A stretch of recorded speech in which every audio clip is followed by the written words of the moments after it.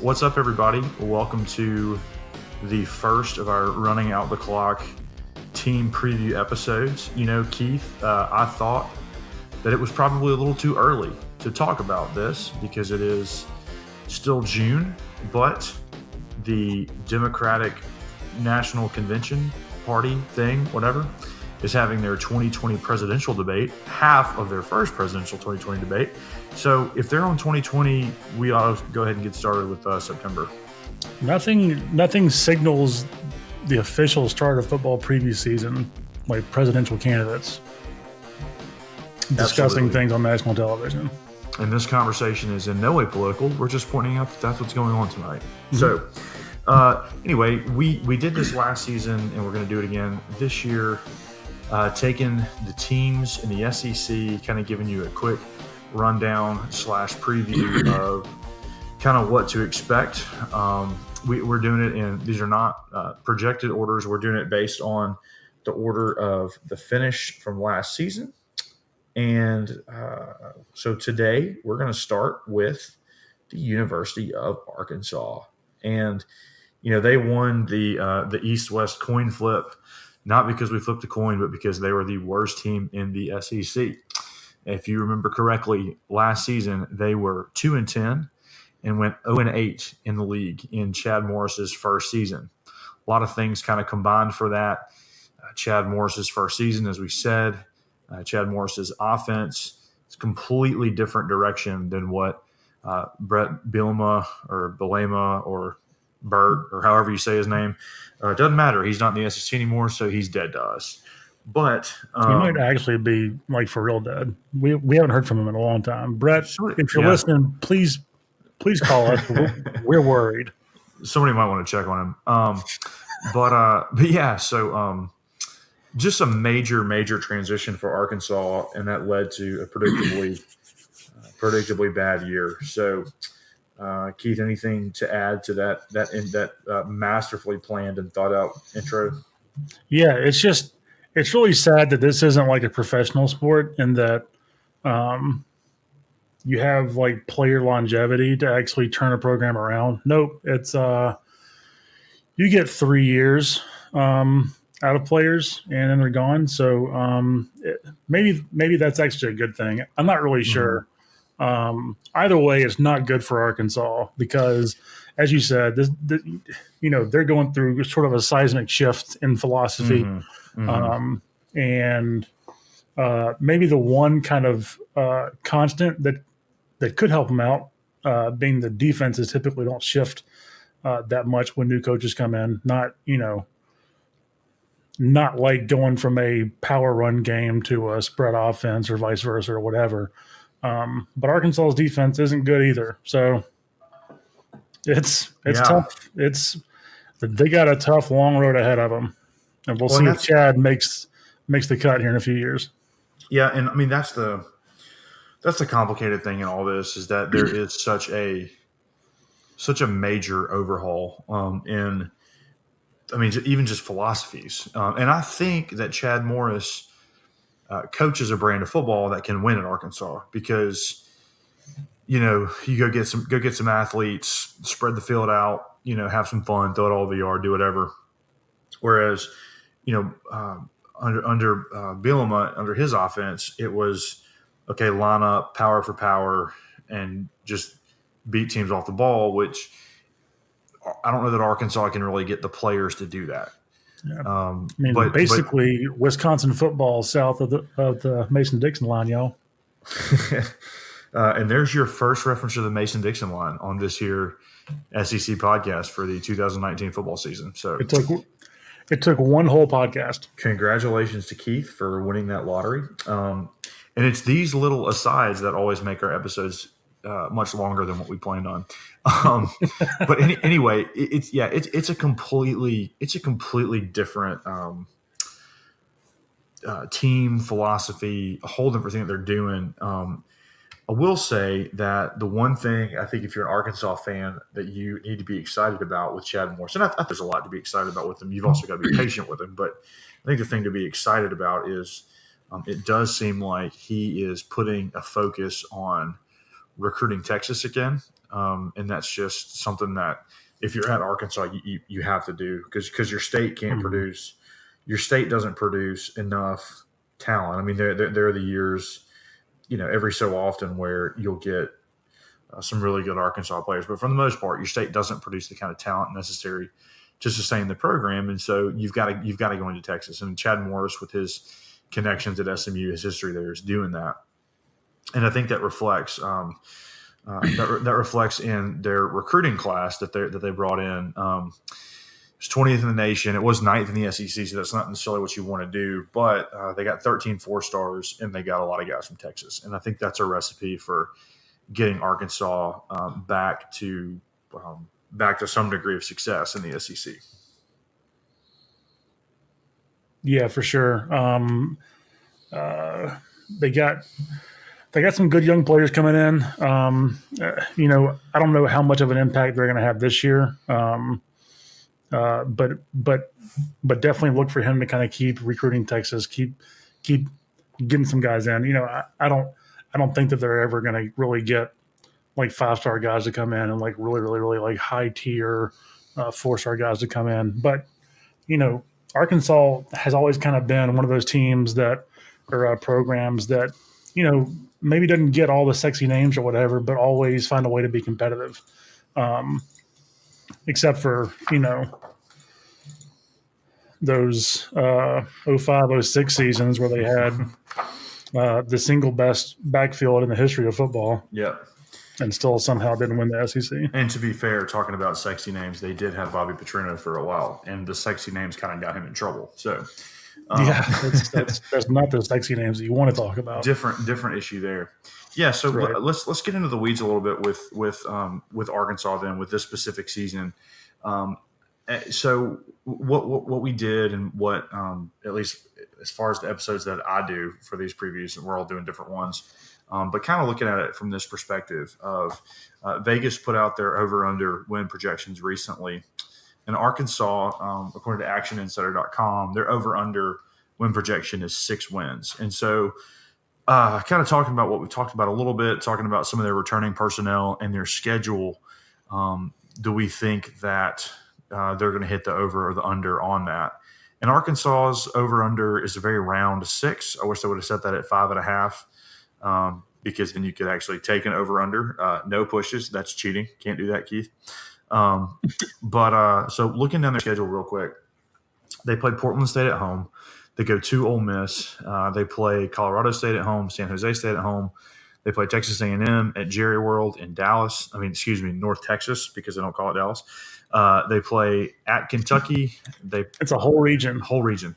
At Kentucky, home against Auburn, at Alabama, home against Mississippi State, home against Western Kentucky, at LSU, and then home versus Missouri. So what jumps out about that schedule to you? Wondering where that 6 came from. I think based on what I've read and what the consensus is that they think that Arkansas can hold serve in their non-conference slate and then pick up 2 wins in conference. The problem is that San Jose State has been for at least the last decade now just like they've never been like a really powerful program, but they've been a program that can sneak in and get some upsets, and so that's not a guarantee at all. Western Kentucky is kind of known for also playing Power 5 teams pretty close somehow for no reason. So those 2 games aren't gimmies. Colorado State is a mess, and I don't know who you said first because they're basically a high school team, I'm assuming. Portland State. It's assuming Antifa hasn't taken over the school by then. So that's 2 non-conference wins, hopefully, and then you got 2 non-conference games that are, in my opinion, kind of up in the air. And so, but even if they win all 4 non-conference games, who out of the SEC, which 2 teams do they beat? Yeah, so I do think that they get all 4 non-conference games. I don't know anything about San Jose State, but I do think that probably is going to be the most likely non-conference loss. But I think that they have recruited well enough, assuming they get some sort of production out of their quarterback situation. I think they've recruited well enough to win those 4 games. So when I'm looking at the schedule, there are 2 swing games, and then there's 1 wild card. And I see the swing games as the second game of the season going to Ole Miss, and then home later in the season versus Mississippi State. And then the wild card is Auburn, because Auburn's better than Arkansas, but that game is late in the season. And if you look at Auburn's schedule, we'll talk more about Auburn. Let's see. If I were smart, I would have already had this pulled up, but I don't. Auburn plays Arkansas late in the season. So before they play Arkansas, look at what they're going to do. They play Oregon. They play Tulane, then Kent State. Then they go to Texas A&M. They play State at home. They go to Florida, and then they go to Arkansas.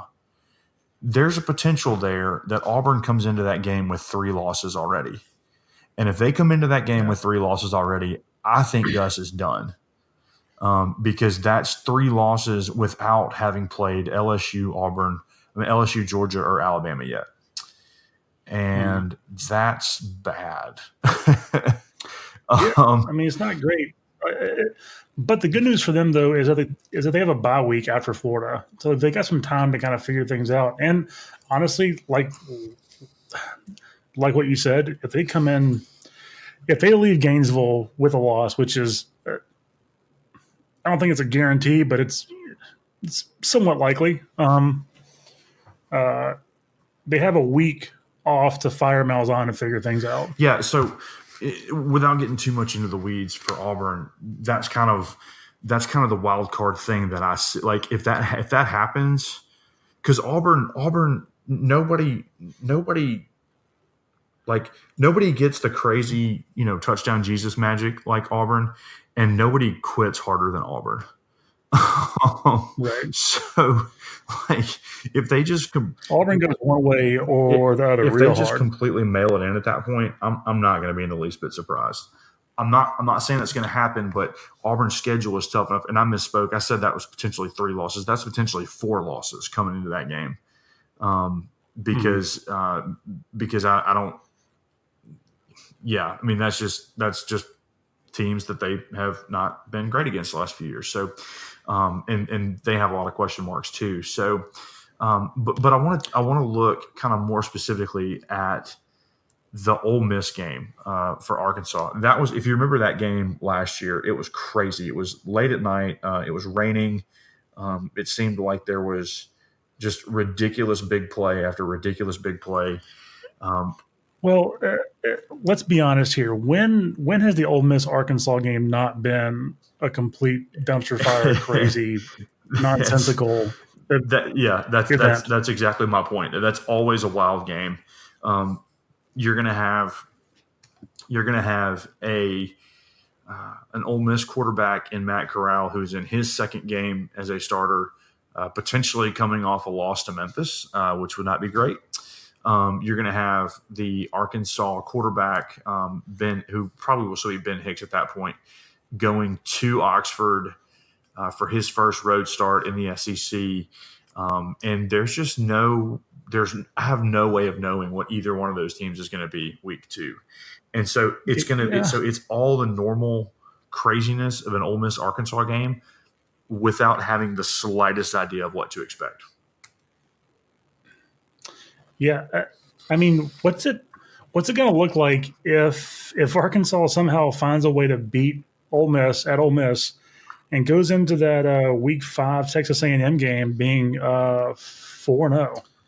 I mean, it's not out of the question. Nope. I don't think it's something that is necessarily that crazy to think about, and it's one of those things that you kind of get in there with. You go into that Texas A&M game. If that happens, you go into that Texas A&M game, kind of believing in yourself a little bit, and it's on a neutral site, and that's always a crazy game. It's always a game that's been emotional and back and forth and just nuts. And so, Mhm. Historic rivals, Arkansas and Texas historic, A&M. yeah. Actually, that one might go all the way back to like the old Southwest Conference days. I don't know, because Right. football didn't exist before 1992, but Sure didn't. man, that's when they got that SEC championship game, Paul. That's the biggest game in the country every year. It's the biggest one. And Alabama's going to play in it this year, Paul. Um, uh, anyway, I'm sorry. I don't know where that came from. I know exactly where that came from. But not like that Ole Miss game. I mean, that's the most important game for Arkansas season, because if they win it, like you said, they go to Texas A&M 4-0 most likely, and regardless of what happens at A&M, you come out with. I mean, Kentucky's a winnable game. The aforementioned Auburn train wreck may happen. Mississippi State, that's another game I want to talk about a little bit. I think Mississippi State is a very winnable game. Western Kentucky, and then I don't know what to expect from Missouri. So, uh, Yeah, week two, we're gonna know what the two teams, the two teams are going to end up jockeying for last or bottom three in the SEC. I mean, like it's still Mhm. going to be a rough year for both teams, but we're going to have a good idea of where both seasons are headed week two. Yeah, that Mississippi State game is going to be really interesting. You'll hear more about uh, State's upcoming season and their sort of projection from I think Joseph and Rowe and maybe even Gray. Um, they're just going to have a big old party talking about State, but they what I think I told you this earlier. Like a lot of what made State excited about being good last year, those people are all Mm-hmm. gone. Um, and so I think they got some players to kind of step in. I don't know if they're going to be the same caliber of player, but that game is also in Mm-hmm. Fayetteville. And games at Fayetteville are always super weird. It doesn't matter who's Yep. playing there. You got It's that probably going to mountain be magic, cold and raining. but yeah, like for no reason, Yep. just Mm-hmm. super cold and rainy and disgusting, which may play right into Arkansas's favor. So, but also last game of the year is at home against Mm-hmm. Mizzou, and Mizzou may also be a train wreck this year. So, Yeah, I don't know what to think about Missouri. Yeah. So but I mean, no, I mean you're absolutely right, and that's why I think that Arkansas getting out to a good start is going to be so essential, because if they do that, then they're going to go into some of those games believing, and they're going to go into some of those games playing. Whereas on the flip side, if they lose to Ole Miss, then they'll be 3-1 going to A&M, 3-2. Let's see, 3-3, 3-4, 3-5. I mean, like there's a potential that they're going into that state game off of about a 200-point loss to Alabama, with with their bowl hopes, razor thin at that point. So yeah, it's going to be real upset at that 200-point win because they should have got oh well, 250. yeah, and they only gave Tua one Heisman for it and not seven. But yeah, I mean that's a huge early season game for them, and so the so this is what I think is the most important thing for Arkansas. Um, they have the two transfer quarterbacks that are going to be battling it out in in Nick Starkel and Ben Hicks. Now Ben Hicks has got a Hmm. history with Chad Morris, played at SMU, and Nick Starkel, we know, is coming in from Texas A&M. Lost the job there and transferred out. In 2018, Ben Hicks threw for 2,582 yards, 19 touchdowns and 7 interceptions. So pretty good numbers. Pretty good. That's a Yep. good that's a good They ain't bad. yeah. That's a good season. But I I don't know if they have the I don't know if they have the same the same talent around him at oh, I'm just now finding out that the former Texas quarterback Shane Buechele is now at SMU. So good for him. But I don't know about the talent there. And then also, if you look at the, I saw a thing from Lindy's today. I put this in the show notes, but Arkansas's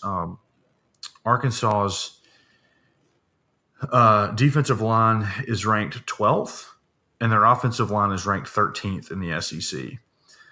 That's bad. And it makes me very sad as an Ole Miss fan because Ole Miss is 14 in both.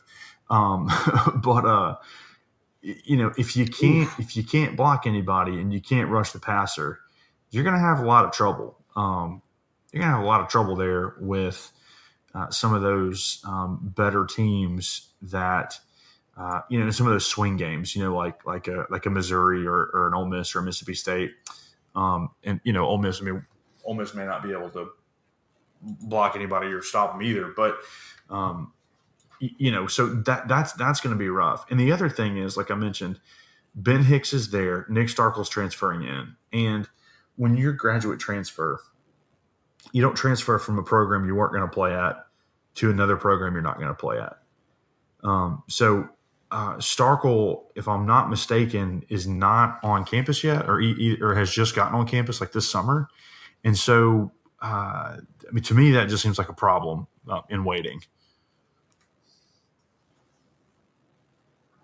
Yeah.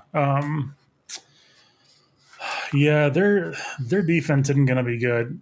Unfortunately for them, the best part of their defense is their secondary. They've actually got a pretty good secondary. But when your front seven is ranked as one of the last in the conference, you're probably not going to get thrown on a whole lot.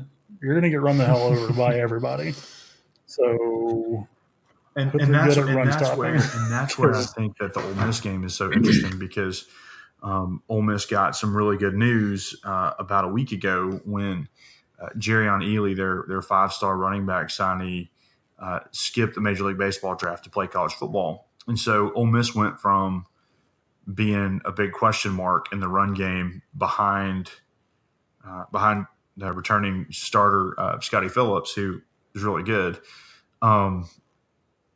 They went from backing him up now with a 5-star, guy who can get the ball in space and make some things happen. And so that becomes, it's one of those games that if Ole Miss throws the ball more than 5 times, then just fire everybody because you've got the ability, even if your line's bad, you've got the ability to get some guys in space and make some things happen there. So that I think that plays in Ole Miss's favor and kind of ends up hurting Arkansas maybe pretty significantly just because they're not going to be particularly good at stopping the run. But Ole Miss is probably going to be awful on the offensive line, so it may end up being a wash. But we'll see. So if I set the over under, I didn't set the over under. Vegas sets the over under at 6.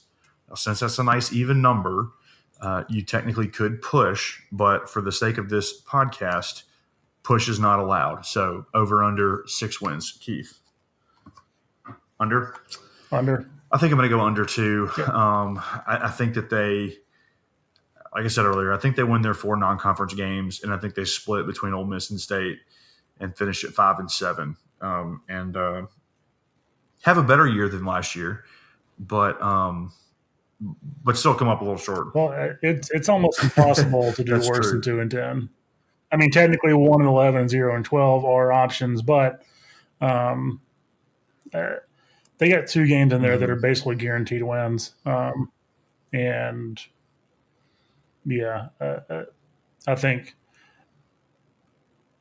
5-7 is is a very realistic Right, and I think set for them.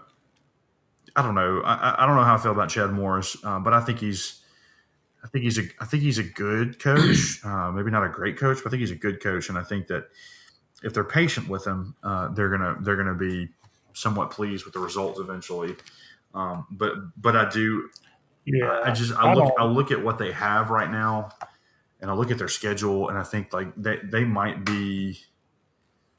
still be 2 years away, and I don't know if that's something that their fans are going to put up with.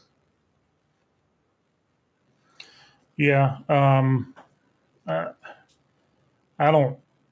I don't know if you can really say this because no one's ever going to admit it, but I don't. I don't know if Chad Morris is a guy that they brought in to lead them to an SEC championship. Like I think that they had a lot of work to do in the locker room and with. I hate saying this word, but like the Mm-hmm. culture of the program after Brett just you know frogman leap out the top turnbuckle with it into a crowd of zombies. But yeah, I think he's a good character guy. I think he can get good players in there. I just I think I said this last year too. I kind of think he's the guy that you get to come in, change things up, kind of shock the program, get it go on the right track, and then bring in your like home run guy. You know? Maybe, and that's an interesting topic. I mean, I think that Chad Morris was kind of viewed as the next big thing for a little while. He was the offensive coordinator at Clemson and had this really innovative offense, and then went to SMU and then kind of didn't really do a lot. But it was like, but it Yeah, was all you were always yeah, looking at it like, is that a Chad Morris thing or is that an SMU thing? Like, because they're like he wasn't great there, but they're just not a great program. So who knows? But I mean, I think that Arkansas probably ends up last in the West again. I mean, I know we're not really doing those kind of projections yet, but I just don't see them. Like, I don't see a single. There's like Vanderbilt's not on their schedule. And so if they don't win that Ole right. Miss game, I have a hard time seeing how they're going to pull off an SEC win. And I don't know. I don't know if you can survive 0-8 in the SEC 2 years in a row. I mean, I don't think they're going to fire him after 2 seasons, but if they don't show some sort of improvement in the conference record, Right. those people are crazy. You get on Hogville, it's going Yeah. nuts up there. So Yeah. I think when it comes to that, context matters. And so, like, yeah, like if they're getting just run out of the stadium by everybody, they're very much could be like an off-season change um, next winter. But like if they play Ole Miss real close, if they play Texas A&M real close, State, Missouri, and are one play away from winning, mm-hmm. several games. Um, I think that buys him more time. Yeah, and I mean, So yeah, it context does, matter and there. I think it's the kind of season that if you're an Arkansas fan, you realistically are hoping to come out, have your guys play hard every game, and then have it be one of those things where maybe at the end of the season you get a big win, or so even if you end up missing a bowl game or something like that, you can kind of look and say, okay, you know what, we got better this year. We're excited about these young players we have, and kind of just all that different stuff that goes into it. So, but I do still kind of expect them to finish at or near the bottom of the SEC West. So, Yep. all right. Well, anything that you would like to add for this preview of the Arkansas Razorbacks? All right. No, man. Well, that'll do it for this episode then. We thank you so much for listening. Remember to like and subscribe on all of our different social media outlets. Follow us on iTunes or wherever else it is that you get your podcast information, and we will be back with you soon. Peace out.